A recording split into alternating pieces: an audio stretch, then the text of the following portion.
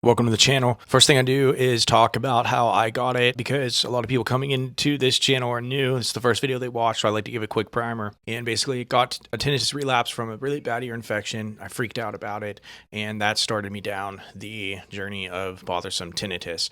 I remember having tinnitus before, but I never got bothered by it. So I was one of the people who had it, but was never really bothered by it. Then I was one of the persons who had it and then was bothered by it. And that was basically my journey. So I understand the fear, the anxiety, the Googling, the trying to do something about it.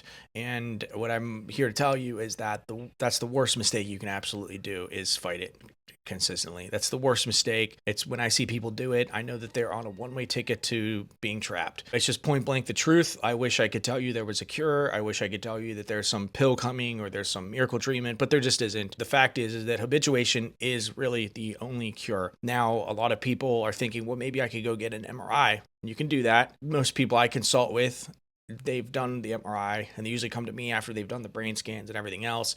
And they're like, listen, basically, what do I do now? And so you can go down and try and fix everything. But I'm going to tell you, tinnitus is a symptom of like 1,000 different things that could be wrong with you. So you might be down that rabbit hole a long time trying to stop the sound. And successful for some people. For the vast majority of people with tinnitus, it's just not successful. They have to go on and move on to habituation. Now, if you're curious on how to habituate and you want to talk to someone who knows what they're doing to get you on the steps to habituation, there's a link in the description. If you want to work with me in tinnitus coaching, I would love to work with you.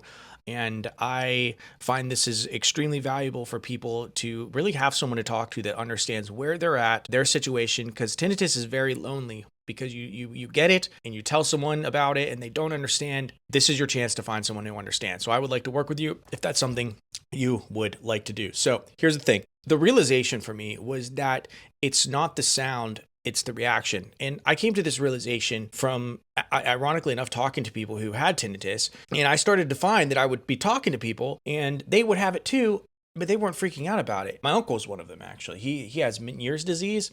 And so his brain is really, really bad. And I remember talking to him and he's like, sorry, I can't hear you because of this dang ringing. I was like, ringing? You have it? What? Tinnitus? And he's like, yeah, I've had it for a long time. I think he had some hearing damage too he was a war vet. That was one of the instances in which I was thinking to myself, I'm like, holy crap, like this guy has tinnitus, but he's not freaked out about it. In fact, he's like joking about it. And there's a video online of the guy from The Who, Pete Townsend, joking about tinnitus. He's like, yeah, I played my music too loud and pyrotechnics and now I have this ringing in my ear. When you start to see it in that kind of light, because, if you're online, you're in the forums, you're going to all the doom stuff, you're just going to see it from a negative light. You start seeing it from a light of people who are like joking about it and it's not a big deal. And you really start to understand like the mindset of someone who has like moved on from it. They're not like hijacked in fear and anxiety. They're actually out living their best life. You never even knew they had it unless they told you. And it's not an issue. Why is that? The mindset. That's it. The mindset. Your thoughts make your life. You change your thoughts, you change your life. I know it's cliche and, it's been said a million times. Well, it needs to be said 1,000,001 times because it's completely true. Your perception of how and what you're dealing with, that's the determining factor of whether or not you are suffering. Tinnitus isn't the enemy. I want you to repeat after me. Tinnitus isn't the enemy. Okay? Your fear is. Tinnitus isn't the enemy. For me, it's not the enemy. My fear of it was the enemy. Once you understand that concept and you start saying that every single day and you start operating out of that mindset, I can't control what happens to me, but I can control how I choose to respond to it. That is the number one fact. You cannot control the sound, but you can control how you choose to respond to the sound. And that is everything that I practice. That's everything that I teach. When I came across habituation, I thought it was a joke. I didn't think it was real. I thought it sounded too good to be true. I thought it was one of these these one miracle BS things that you hear about, but you're like, no, it's not real. But I can tell you 100% it is real. I've lived it. I teach people how to achieve it. I believe anyone can habituate if you do all the right things. Or I should say you don't do the wrong things. Habituation is more about you getting out of the way to let your brain do what it naturally is supposed to do, which is filter out the sound. It's more about what not to do than what to do. And that's what I teach in my coaching, how to set the stage so you can habituate. We're going to set the stage so you can habituate. You can go on to habituate. Habituation has an extremely high success rate. If you want to see how high the success rate is, hit the link in the description. Go on. I have it on the page on there, but it's extremely likely that you can habituate. So I want to talk about the 4 shifts that help me recover. 1, I stopped checking for it. That's right. I stopped checking for it. I stopped ruminating about it. I stopped laying in bed worrying about it. I stopped looking for it. I stopped listening to it. Now you're probably thinking like I can't do that, because even in times when, I'm not focused on other things, your brain probably naturally gravitates towards the tinnitus. And that's how it was with me. So it's like I would read this and I'll be like, I stopped checking for it. I'm like, okay, so how do I stop checking for it? Because my brain is just hardwired to check for it without, I'm not checking for it. It's just naturally going to listening to the sound. And that takes time to change your habits of that. And the way that we do that is through progressive muscle relaxation, meditation, and cognitive behavioral therapy, where you literally, when you find yourself thinking about it, you notice that thought and you change the thought. And you do that, and it takes a long time, but over time, your brain will begin to then just not even gravitate towards that thought. This is all rooted in science. This is all very successful techniques that people use to treat a lot of situations in their life that they can't actually control. So, number 2, I stopped fighting the sound. That's right. I stopped fighting the sound. I would learn to let the sound be there. This is extremely hard, but like now I can put earplugs in. I can just sit there and be with the sound. Sleep with earplugs. It's not a big deal because I stopped fighting it. That which you resist shall persist. You have to stop resisting it so it stops persisting. Number 3, I faced silence head on.